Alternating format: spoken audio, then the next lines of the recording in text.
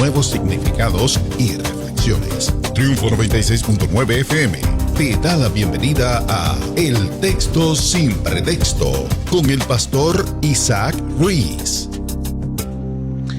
Que la gracia y la paz del Señor sea con cada uno de ustedes en este maravilloso día que nos da el Señor. Quien te saluda es tu hermano en Cristo, el pastor Isaac Ruiz, pastor por la gracia del Señor en la Iglesia de Dios Pentecostal Movimiento Internacional del barrio Bajuras de Isabela.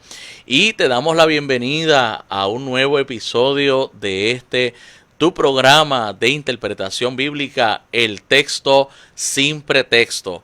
Un programa donde analizamos los pasajes de la Escritura y las preguntas que los oyentes nos hacen desde el contexto bíblico. Así que te damos la bienvenida y Dios te bendiga, Daluán, en este maravilloso día. Amén, bendiciones, Isaac, bendiciones a nuestros hermanos en este hermoso día que nos ha regalado el Señor. Y también bendiciones a mi iglesia, a mi pastor, Iglesia de Dios Pentecostal de Aguas Buenas Pueblo, a mi pastor Jorge López Natal y a mi papá que anda por ahí acompañándonos también. Muy bien, así que estamos en este día deseosos, ¿verdad?, de comenzar a compartir con ustedes todas las cositas, las preguntitas que tenemos por ahí de nuestros oyentes, pero queremos rapidito animarles, ¿verdad?, Amén, a nuestros hermanos de que si usted tiene alguna pregunta de la palabra del Señor, desde Génesis hasta el Apocalipsis, pues mire, no dude en enviarnos su pregunta a nuestro correo electrónico, amén, que es en su contexto 96.9 @gmail.com. Así que ahí nos puede enviar las preguntas y con mucho gusto y mucha responsabilidad vamos a estar trabajando cada una de ellas. Y antes de empezar con la porción de la Escritura, Daluán, ¿tienes algo por ahí? Porque estamos en septiembre, en el mes de la Biblia. Sí, estamos celebrando, ¿verdad?, el reconocimiento de este gran texto, que es un texto vivo, la palabra de nuestro Señor, que es, ¿verdad?, se conoce septiembre como el mes de la Biblia. Y hoy tenemos la versión que tú habías mencionado, de la Biblia del Oso. Muy bien. Amén, que es una de las primeras traducciones al español, al latín, al español, ¿no?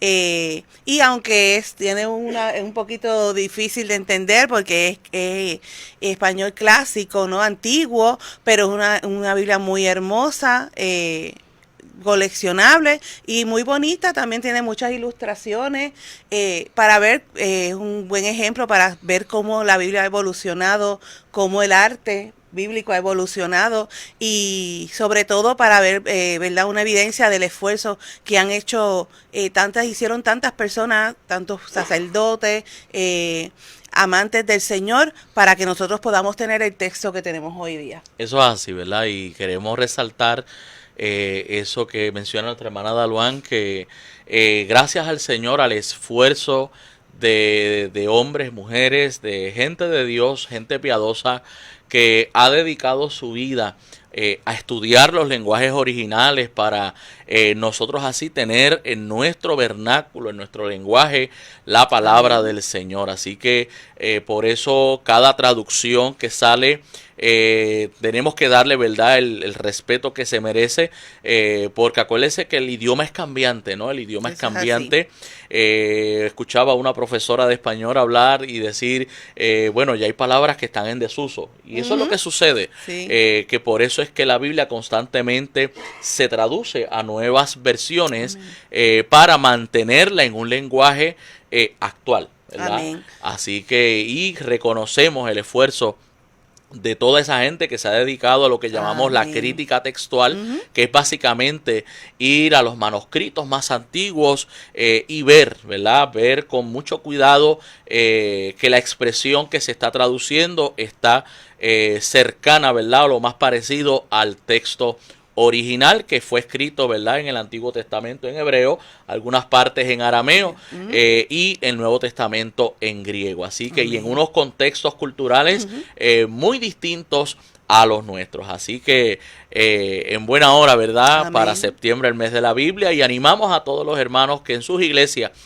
hagan actividades que resalten la palabra del Señor. Amén. Y quedamos algo pendiente la semana pasada, estuvimos tocando el Padre Nuestro, ¿verdad? Así que todavía nos quedan por ahí unos versículos para tocar, así que vamos a ver con qué vamos hoy, Daluán. Ok, pues vamos a buscar en Mateo 6, vamos a estar trabajando los versículos del 11 al 13. Muy bien. Amén, vamos a dar lectura al versículo 11, en el nombre del Padre, y del Hijo, y del Espíritu Santo. El pan nuestro de cada día, dánoslo hoy. Muy bien. Fíjese que cuando miramos la oración del Padre Nuestro, Jesús comienza primero exaltando, ¿verdad? Glorificando y adorando el nombre del Señor. Y la primera petición que pudiéramos ver en el Padre Nuestro son los asuntos espirituales, ¿verdad? Amén. Que la voluntad de Dios, que la voluntad del reino de los cielos sea ejecutada en la tierra como se realiza en el cielo. Pero entonces ahora en esta oración modelo se incursiona lo que vienen siendo las necesidades físicas o materiales, ¿verdad? Nuestras traducciones dicen el pan nuestro, es una forma de decir nuestro pan cotidiano. Claro, en el contexto en el que se está dando esta oración, no es como el contexto moderno. Nosotros, por ejemplo, vamos al supermercado y pues hacemos provisión para la semana o hacemos la provisión para la quincena, ¿verdad? Dependiendo del estilo de vida. Pero en este contexto donde cada día había que buscar el pan, esto recuerda lo que viene siendo el sostén del pueblo de Dios en el desierto. Dios le enviaba que el maná cada día ellos recibían ese alimento necesario. Quien acumulaba por avaricia de más, pues el maná se le podría, ¿verdad? Entonces Jesús está apelando en un contexto donde la pobreza es lo predominante, pues que Dios va a tener cuidado de nosotros y que ese pan cotidiano, ese alimento necesario para el día de hoy, Dios va a hacer provisión, ¿verdad? Amén. Porque Dios tiene cuidado de los suyos. Por eso, en parte de las expresiones de Jesús, Jesús establece el asunto del afán, ¿verdad? No os afanéis porque habéis de comer, porque habéis de beber o que habéis de vestir, porque vuestro Padre tiene cuidado de nosotros, ya que cuida de elementos como las aves o como los lirios, pues el Señor ha de cuidar de cada uno de nosotros. Amén. Y perdonaos nuestras deudas, como también nosotros perdonamos a nuestros deudores. Muy bien.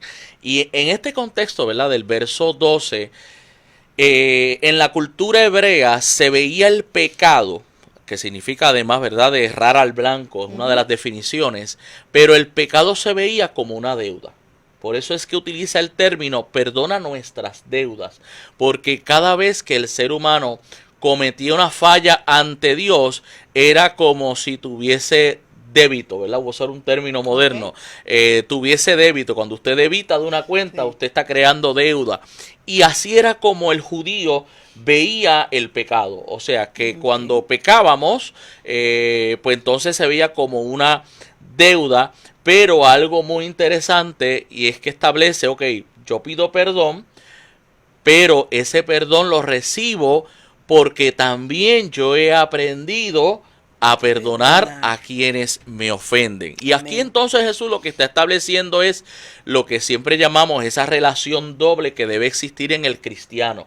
O sea, no podemos aspirar a una relación vertical con Dios si no hay una relación horizontal. Es más, yo soy de los que creo y enseño que si yo tengo una buena relación vertical con Dios, esa relación espiritual se debe reflejar en nuestra relación horizontal con nuestros hermanos y con nuestros semejantes. O sea, que sería incongruente, sería contradictorio el que digamos, no, yo tengo una relación espiritual con Dios, yo tengo, como dicen por ahí, yo estoy conectado en un enchufe 220 con el cielo, pero voy a usar una expresión pueblerina, aquí en Puerto Rico decimos, bueno, a esa persona lo mastico pero no me lo trago. O sea, y eso se usa, ¿verdad? Para demostrar que las relaciones no están muy claras con ese individuo. Pues no, eso no debería ser parte de lo que un cristiano que tiene una buena relación con Dios manifiesta en sus relaciones personales. Al contrario, si yo tengo una relación exquisita con el cielo, pues se debe de reflejar en el amor y en el cómo perdonamos a nuestros semejantes, porque el amor de Dios ha sido derramado en nosotros y ese amor pues también hay que echarlo hacia adelante, ¿verdad? Y demostrarlo, no es decir, yo amo a mi hermano o a mi prójimo, es que lo demostremos con nuestras acciones. Y evidentemente eso es agradable al Señor. Muy bien. Verso 13. El 13. Y no nos metas en tentación, mas líbranos del mal, porque tuyo es el reino y el poder y la gloria por todos los siglos. Amén. Amén. Muy bien, fíjese que la expresión que tenemos en nuestras traducciones dice, y no nos metas en tentación. Cuando hacemos un análisis de las versiones más antiguas, inclusive de los textos griegos de esta porción, una forma, vamos a decirlo, más cercana al original sería, no permitas que yo caiga en la tentación. O sea, o no permitas que yo sucumba ante esa tentación. Hay quienes han dicho, pues mira, es que la palabra tentación también puede ser usada como prueba, pero cuando vemos que tentación está asociada con la otra expresión que dice, mas líbranos del mal, pues difícilmente podamos vincular la palabra tentación con prueba. Más bien se refiere a esta tentación. En este caso hay versiones antiguas que en vez de mal dicen maligno. O sea, líbranos del maligno, porque claro, el maligno, en este caso Satanás, el diablo, es el padre de toda mentira y de él proviene toda la maldad. Así que líbranos del mal o líbranos del maligno, porque en origen él es el que propicia todo el mal sobre la tierra. Pues lo que está diciendo es, mira, que yo pueda ser librado, que yo pueda mantenerme firme cuando la tentación llegue a mi vida. Y la Biblia es clara cuando dice que el que es tentado, no diga que es tentado por Dios, porque Dios no tienta a nadie, sino que somos tentados por nuestra propia concupiscencia. Y en este mismo espíritu, el apóstol Pablo dice que hay una lucha, hay un debate, ¿verdad? Hay una ley en mis miembros que me lleva a hacer lo malo que no quiero hacer. Exacto. Y lo bueno que sí quiero hacer, pues termino no haciéndolo, ¿verdad? Y esas fueron las palabras del apóstol Pablo, un gran heraldo del evangelio que reconoció que en su propio ser tenía esa lucha. Así que en esta oración nos está diciendo, por un lado, provéeme lo cotidiano, por otro lado, perdona mis deudas como yo también perdono, y por el otro lado, ayúdame. Exacto. Ayúdame a no caer, a no ceder a esa tentación. Y esta expresión termina con lo que llamamos una doxología. Cada vez que usted ve la expresión gloria, ¿verdad? Que se le da la gloria al Señor, pues la palabra griega para gloria es doxa, ¿verdad? De ahí es que entonces cuando vemos expresiones como esta, tuyo es el reino y el poder y la gloria por todos los siglos, amén, pues eso es lo que se conoce como una doxología. Y así termina esa oración. Luego, ¿verdad?, estaremos tocando unas amonestaciones que hace Jesús con relación a la oración, pero ahí vemos estos elementos muy importantes e interesantes de la oración del Padre Nuestro. Amén. Amén. Importante, y también que demuestra el reconocimiento de la soberanía del Señor y nuestra dependencia, ¿verdad?, de Él en todo momento. Amén. Hacia nosotros y hacia las demás personas. Amén. Así que vamos entonces a entrar a las preguntas. Hay algunas preguntitas por ahí. Hoy. Amén. Porque esto está, mire hermano, bueno. Así que vamos a comenzar con la número 1, que es Isaías 66. Versículos del 22 al 23 enseñan que en el cielo nuevo y en la tierra nueva el día de congregarnos para adorar a Dios será el sábado, séptimo día de la semana. Muy bien, ¿verdad? Vamos a contestar eso, y para ello quiero primero leer lo que dice la porción escritural para entonces, ¿verdad?, aclarar ese punto sobre si realmente Isaías está enseñando que el día sábado o Shabbat, ¿verdad?, como se conoce en el hebreo, es el día de congregarnos. Bien, mire lo que dice. Versículo 22 del capítulo 66. Porque como los cielos nuevos y la nueva tierra que yo hago permanecerán delante de mí, dice Jehová, así permanecerá vuestra descendencia y vuestro nombre. Y de mes en mes, y del día de reposo en día de reposo, vendrán todos a adorar delante de mí, dijo Jehová. Vamos a desglosar esto. Bueno, en primer lugar, este pasaje nos presenta dos cuadros, ¿verdad? El pasaje del capítulo 66, si usted lo lee con calma, va a ver que por un lado nos presenta a los impíos que van a ser juzgados. Dios va a juzgar a los impíos. Todo esto está apelando a lo que va a ser la era mesiánica, la era del milenio. Y por el otro lado, el pueblo de Dios que vendrá a adorar y postrarse delante de él. Así que eso es lo primero que tenemos que resaltar. Lo otro que se resalta es que en este caso la unidad del pueblo de Dios y la universalidad de este pueblo se manifestarán a través de una adoración audaz o de una adoración radical.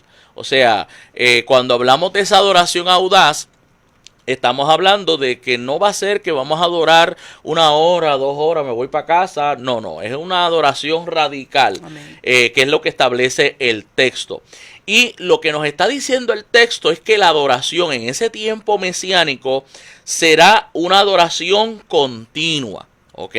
Por eso es que nos hace la expresión de mes en mes y de día de reposo en día de reposo. Ahora, para que entendamos un poquito por qué se habla de mes en mes, algunas versiones hablan de luna nueva en luna nueva, pues el calendario hebreo no es como el nuestro calendario es solar, el calendario hebreo es lunar.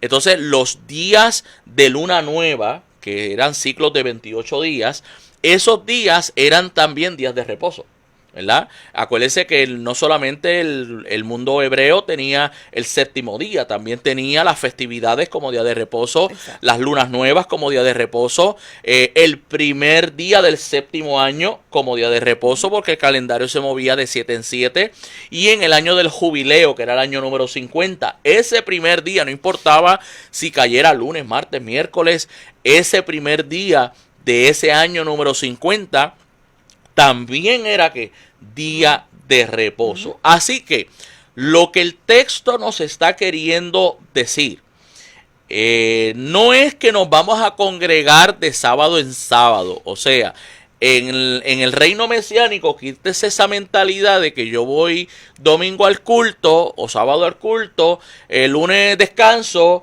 nos vemos el martes, si es que no estoy muy cansado, miércoles descanso, jueves dependiendo, y pues voy viernes.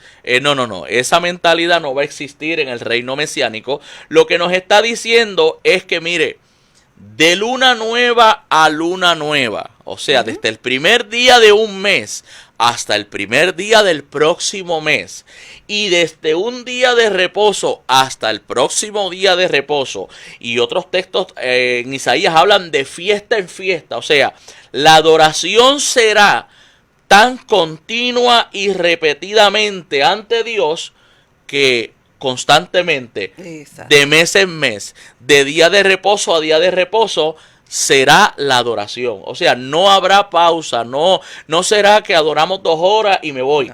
No, va a haber una adoración constante. Eso es lo que el texto está queriendo demostrarnos. Y claro, se está comparando al pueblo que esté delante del Señor en ese reino mesiánico. Se le está comparando con el pueblo anterior, que obviamente no adoraba al Señor continuamente. Así que los que estén delante del Señor en ese reino, pues adorarán por siempre y de manera continua, y yo le añado de manera audaz y radical. Así que eso es, yo le llamo a eso, ¿sabes cómo yo le llamo? Cuando yo leo a Isaías el pasaje de los querubines adorando al Señor, yo le llamo a eso el fuego cruzado, porque dice que los querubines se miraban unos a otros y señalaban al que está en el trono y dicen que santo, santo, santo. Y en Apocalipsis me presenta a los 24 ancianos que dice que adoraban al Señor de día y de noche y que cada rato se quitaban las coronas, o sea que nunca podían ponerse las coronas porque están adorando constantemente al Señor. Así que a eso es lo que se refiere este pasaje, y no que esté, como dicen nuestros amigos del séptimo día, ¿verdad? Con mucho respeto lo decimos, que específicamente se va a guardar un día. No, allí vamos a adorar 24/7. Amén. Amén. Así que vamos a la próxima pregunta. Amén. ¿A dónde van los infantes cuando mueren? Muy bien. Eso es una pregunta, ¿verdad? Que pertenece a lo que conocemos como el estado intermedio. ¿Qué sucede entre la vida y la muerte, ¿verdad? Y esa espera por la resurrección. Pues mire, la posibilidad de que los infantes sean salvos se reconoció en tiempos muy antiguos, ¿verdad? Empezando la iglesia del Nuevo Testamento, por mencionar algunos de los patriarcas de la iglesia. Se nos habla de Irineo de Lyon. Irineo de Lyon concluye que los bebés y los niños pues son parte del grupo que Cristo viene a salvar. Amén. O sea, en ese momento de la iglesia no había problema, no decían que se salvan, no se salvan. No, ellos estaban claros que los niños tenían salvación. Pero, ¿qué sucedió? Para que entonces entendamos el porqué la pregunta. Resulta que tiempo después la iglesia, cuando la iglesia es absorbida por el Estado romano y luego se convierte en iglesia católica, apostólica y romana, pues comienzan a entretejerse ciertas doctrinas, y parte de las doctrinas es que, en primer lugar, la iglesia visible o la iglesia institucional es lo que representa el reino de Dios en la tierra, y debido a esa doctrina se llegó a decir, bueno, pues si usted no acepta a la iglesia institucional, pues usted no puede alcanzar salvación. Eso número uno. Luego se dio origen a la doctrina del bautismo como un sacramento y que era necesario e indispensable para la salvación. Pues entonces la iglesia en ese momento histórico declaró que si usted no era bautizado, usted no se salva. Claro, la pregunta que nos hacemos y lo analizamos a la luz de la Biblia: el ladrón arrepentido, porque no el ladrón es bueno, la gente dice el ladrón bueno, pero el ladrón arrepentido en la cruz, pues Jesús no le dio el brequecito de echarle ni siquiera un chorrito de agua, así que, y Jesús le prometió que desde ese momento estaría con él en el paraíso, así que, ¿verdad? Para dejar las cosas claras. Ahora, el hombre más inteligente de la tierra. Muy bien. Ahora, ¿qué sucedió? Que esto llegó a ser la posición oficial de la iglesia hasta la era medieval. Pero en el Concilio de Trento, eso se dio allá en el 1545 al 1563, se definió la posición papal y romana en contraposición a la iglesia protestante, que ya había surgido la reforma en ese momento. Y la posición que se establece es que los niños que morían sin bautizarse irían a un lugar, ¿verdad? Y usted que me está escuchando, no se ríe, eso es parte de la teología, pero ellos le llamaron a ese lugar el limbus infantum. O sea, eso es parte de la doctrina romana. O sea, que si el niño moría recién nacido y no se le bautizó, iba para el limbus infantum o limbo de los infantes. Pero si usted era adulto y aceptó al Señor, pero no se bautizó, pues, y usted moría, usted iba entonces al limbus patrum, o el limbo de los padres, ¿verdad? De ahí sale la famosa tradición de las almas que están en penitencia. ¿Verdad? Ese concepto, en mi barrio, ¿sabe cómo le decían a eso a mi abuela? Mi abuela le decía, es un espíritu chocajero. ¿verdad? Así es que le llamaba. Porque según la creencia popular, pues esa alma no llegó al paraíso o no llegó al purgatorio, según la creencia también popular.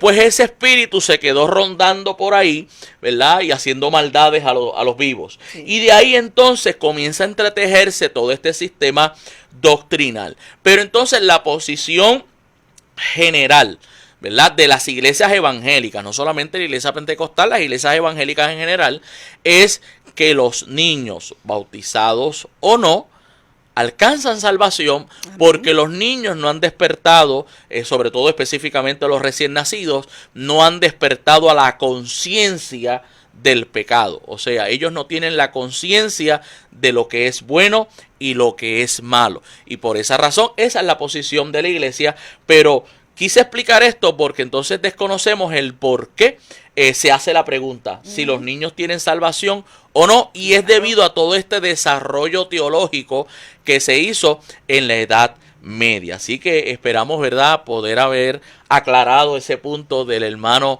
oyente que nos envió la pregunta. Pero tenemos que irnos ya a una pausa. Pequeña pausa. Así que, pero rapidito, escríbanos, hermano, escríbanos sus preguntas y sus dudas a la dirección de correo electrónico en su contexto 96.9 @gmail.com. Así que no se vaya. Es más, avísele a su hermano, a su amigo, a su tío, a su primo.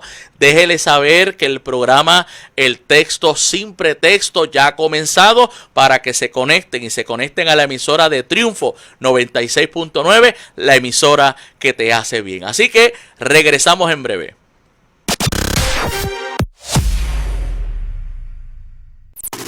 La coalición Provida y Familia, comprometidos full con la niñez y la familia, presenta Agustín Laje en Puerto Rico. El sábado 14 de septiembre a las 5:30 de la tarde, en la Iglesia La Senda Antigua de Toa Alta, abriendo el evento con una charla de reflexión. Redimido. No lo puedo evitar, solo permítame expresarme. Si eres del pueblo de Valores, ven y ruge con Agustín Laje y Redimido el 14 de septiembre en la Iglesia La Senda Antigua de Toa Alta, desde las 5:30 de la tarde. La gente de Valores ruge. Temas de interés, agenda de eventos, una reflexión para tu diario vivir e información actualizada de lo que hace la Iglesia de Dios Pentecostal MI en nuestro Puerto Rico. Todo esto en Voz de Pentecostés, de lunes a viernes a las 12 del mediodía, por Triunfo 96.9 FM e IBM Canal 46.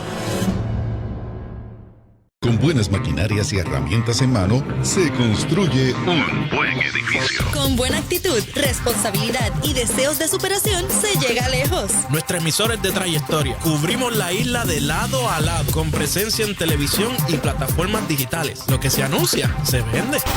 Para ti que te gustan las ventas y el mercadeo, la invitación está abierta para que te unas a la interesante e importante industria de la radio y seas parte de nosotros. En nuestro departamento de ventas y mercadeo hay un nombre y es el tuyo.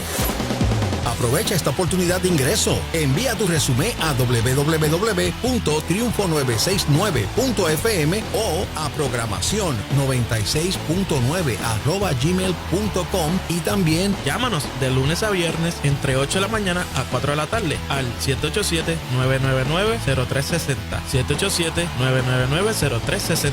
Pon en práctica ese poder de convencimiento y únete a nosotros, la emisora que te hace bien.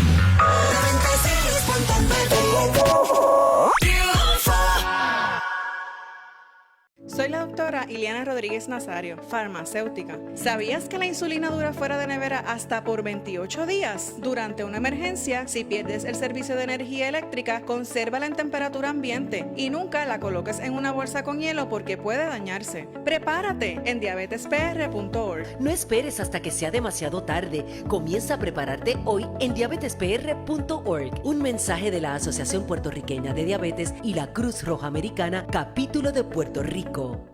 Es la música que trasciende épocas. Extenderá su mano y me levantará. Y muchas de ellas nacieron en esta estación. Estoy de pie porque tu mano me levantó. Música que te remonta a los años 80, 90 y a los inicios del nuevo siglo 2000.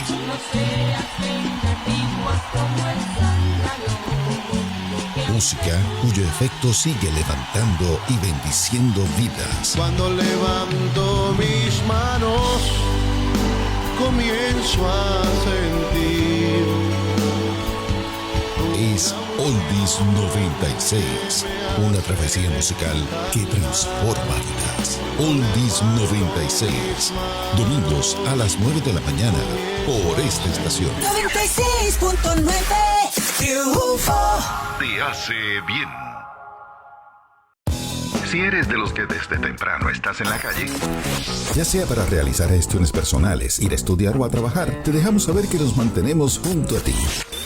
Somos Triunfo 96.9 FM. Encuéntranos también en nuestra página www.triunfo969.fm.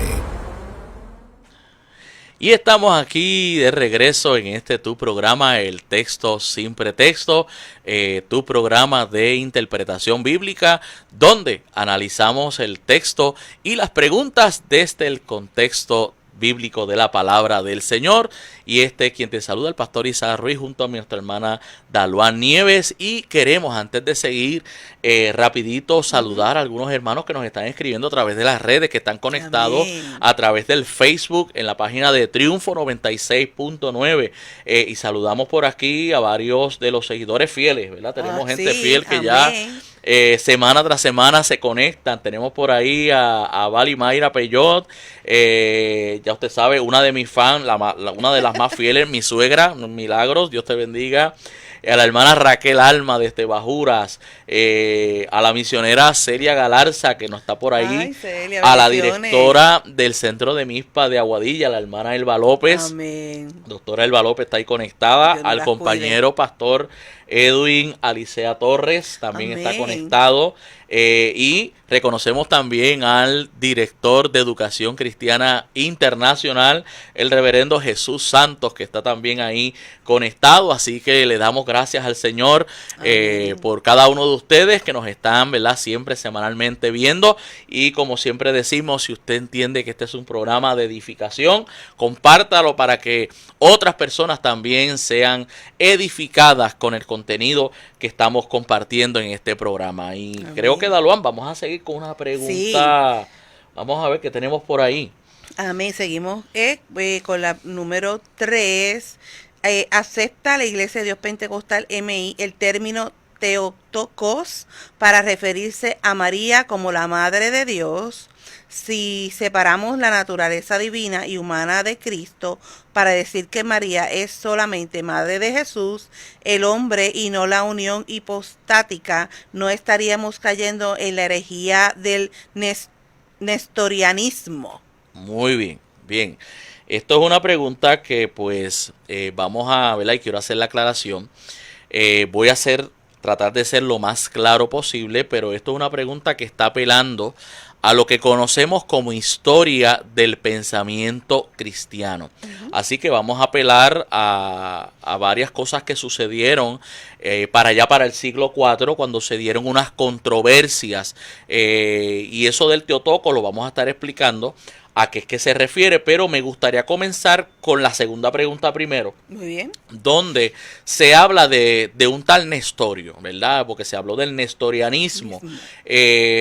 Vamos a ubicarnos en contexto en el siglo IV, ¿verdad? ¿Qué cosas estaban sucediendo? Así que Nestorio fue una figura que trató, como muchos otros, de tratar de explicar lo que es la encarnación. La encarnación específicamente es una de las cosas que corresponde a los misterios de Dios. Y eso hay que tenerlo claro. O sea, no todo podemos racionalizarlo y explicarlo tan sencillo como que 2 más 2 es 4. O sea, y eso tenemos que entenderlo, que hay muchas cosas que van a escapar de nuestra comprensión, porque ¿cómo podemos explicar a un Dios infinito en una mente finita. Así Amén. que, y no se sienta mal por eso. Hay cosas que Dios no las ha revelado o que las ha revelado de manera parcial. Y en esa revelación parcial, pues lo que no está dicho, no podemos ponernos a hacer inventar. inferencias, ¿verdad? Y a tratar de filosofar. Y a veces Exacto. nos vemos muy tentados a ponernos a filosofar y pensar que aquel dijo, el otro dijo. Así que, pues Nestorio trató específicamente de traer explicación sobre lo que llamamos la comunicación de propiedades, cómo la naturaleza divina de Jesús con la naturaleza humana de Jesús hubo esa comunicación. Por eso es que usa el término en la pregunta de la famosa unión hipostática, ¿verdad? Es esa comunicación que debía existir entre las dos naturalezas. Ahora, esta situación fue una situación que se enlazó con unas cuestiones políticas, ¿verdad? En la época en que esto se dio, ¿cuál fue la situación política? Mire, la ciudad de Constantinopla había sido declarada como segunda ciudad en importancia después de la ciudad de Roma, ¿ok? ¿Qué sucede? Que los diferentes obispos, tanto obispos alejandrinos como los obispos romanos, la noticia les cayó mal. O sea, porque los de Alejandría no quieren ser segundos y los de Roma no quieren que los de Alejandría sean segundos tampoco. O sea, que esto cayó, políticamente hablando, cayó mal en el asunto. En medio de toda esta situación se está dando una controversia cristológica. Mire, las controversias cristológicas fueron tan fuertes que hubo muerte. O sea, no tomemos, ¿verdad? Y por eso es que no me estoy tomando el tiempo con esta pregunta, porque las crisis o controversias cristológicas acarrearon derramamiento de sangre. Inclusive, el Imperio Romano, debido a que el emperador, desde Constantino en adelante, Constantino es el emperador que cristianiza el imperio, pues de Constantino en adelante el emperador se vuelve la autoridad en asuntos teológicos. O sea, es como si tuviéramos al presidente de los Estados Unidos o al gobernador de Puerto Rico diciendo, no, la iglesia tiene que creer esto, ¿verdad? Pero eso fue lo que se dio históricamente en ese momento. Ahora, en medio de todo esto surgen no solamente Nestorio, surgen otras personas que están tratando de explicar eso que llamamos la comunicación de propiedades en las dos naturalezas de Jesús. Entre ellos tuvimos, por ejemplo, un Apolinario. Apolinario sostuvo que el lugar del alma humana, ese ser racional, era tomado por el logos. Usted sabe que Juan menciona, la traducción menciona verbo, pero el término que se usa es que en el principio era el logos, y el logos estaba con Dios, y ese logos era Dios. Y el versículo 14 menciona que ese logos o ese verbo habitó entre nosotros. Amén. Y vimos su gloria. Pues él decía, no, pues mira, la parte humana racional la sustituyó el logos, pero fue declarado herejía en el 381 en el concilio de Éfeso.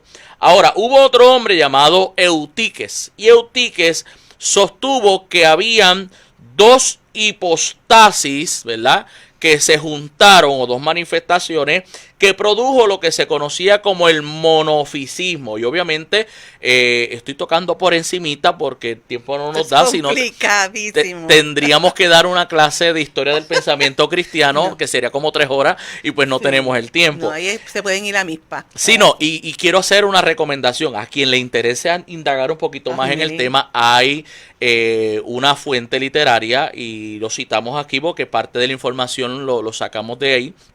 Y es la obra que hizo el autor Justo González, conocida como La Historia del Pensamiento Cristiano. Si usted quiere apelar un poquito más allá, pues puede consultar esa fuente.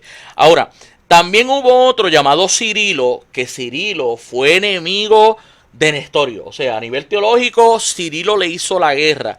Pero Cirilo, fíjate, sostuvo que la naturaleza divina era como el océano. ¿Usted sabe? El océano es inmenso.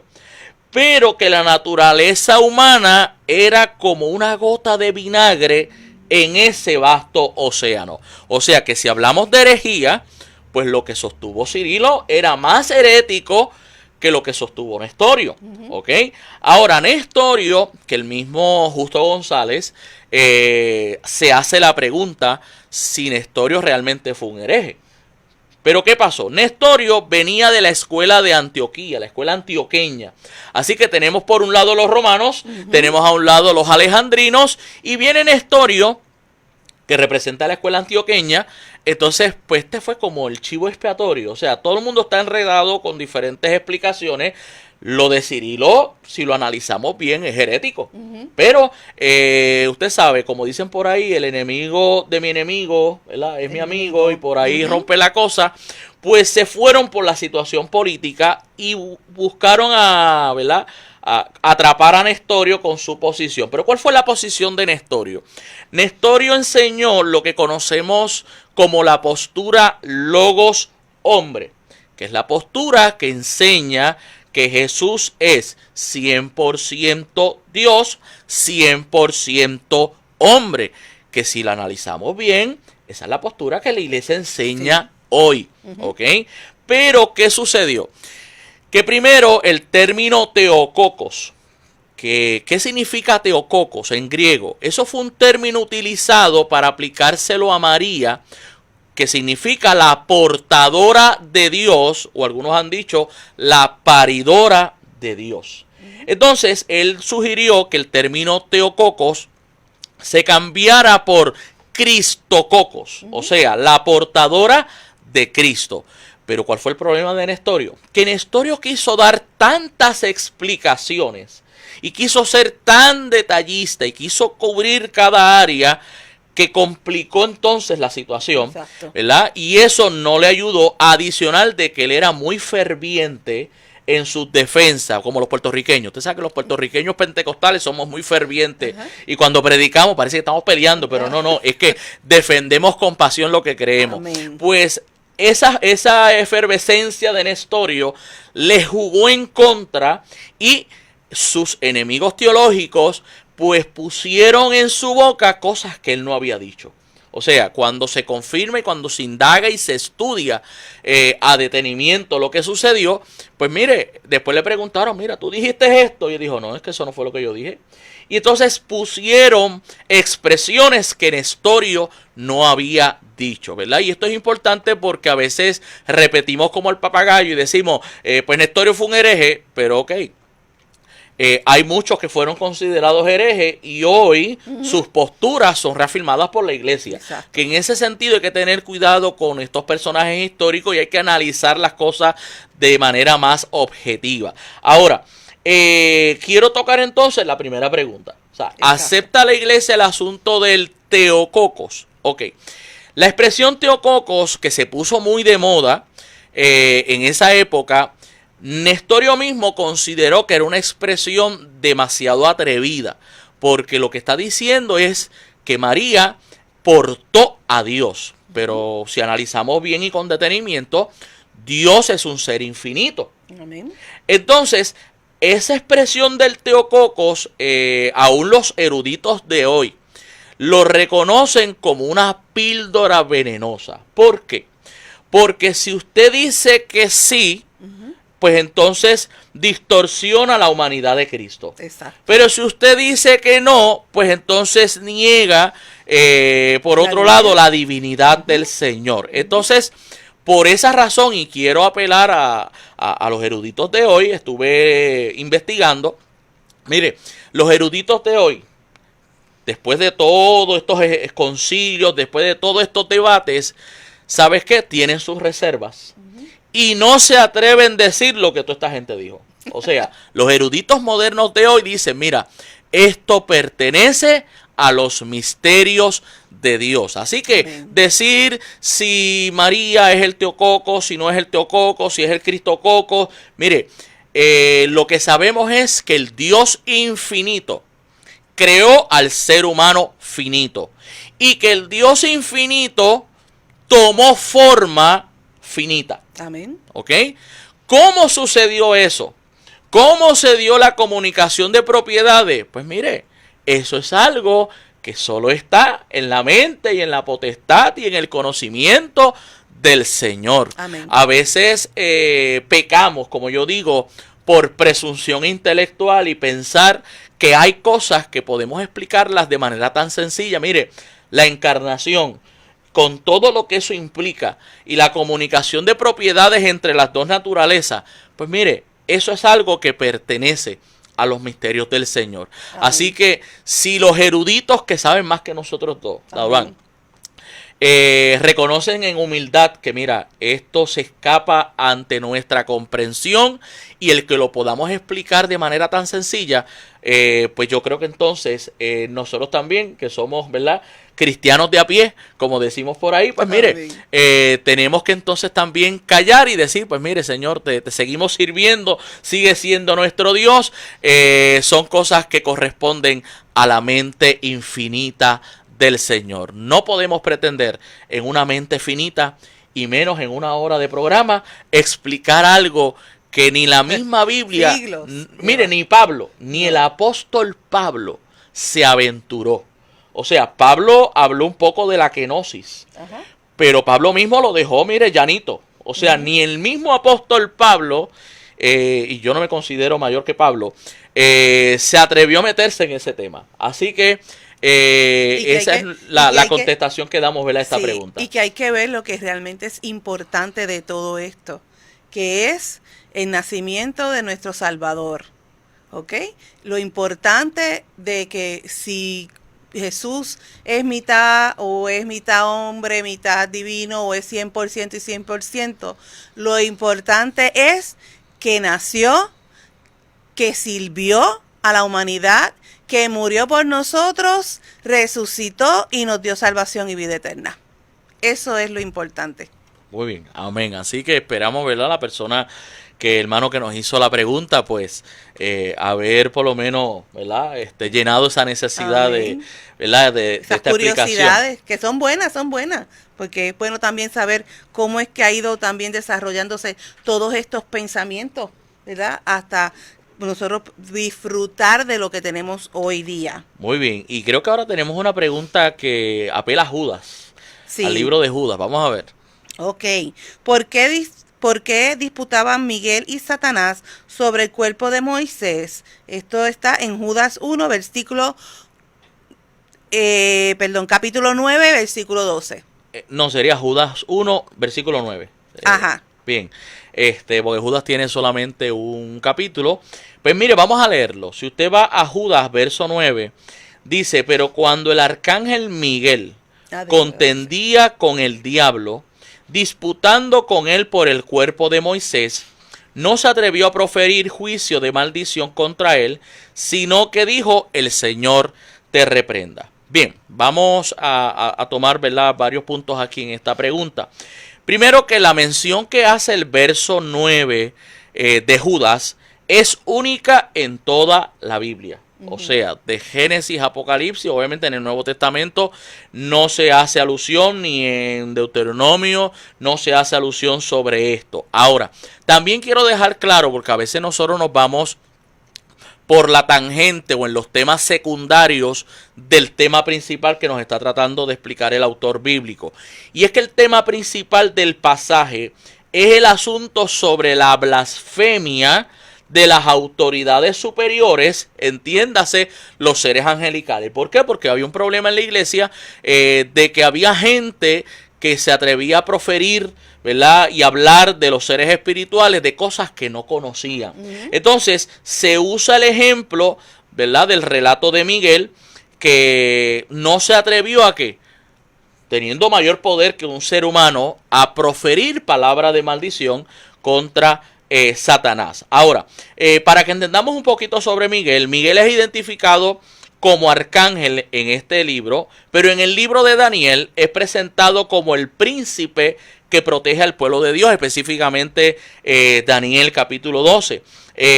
También en este caso pues se ve esa disputa, porque se habla de una disputa verbal con Satanás, pero no se atreve a proferir esa expresión. Ahora, con relación al entierro de la figura de Moisés, según la Septuaginta, que es la versión griega del Antiguo Testamento, se utiliza la expresión y ellos enterraron. ¿Ok?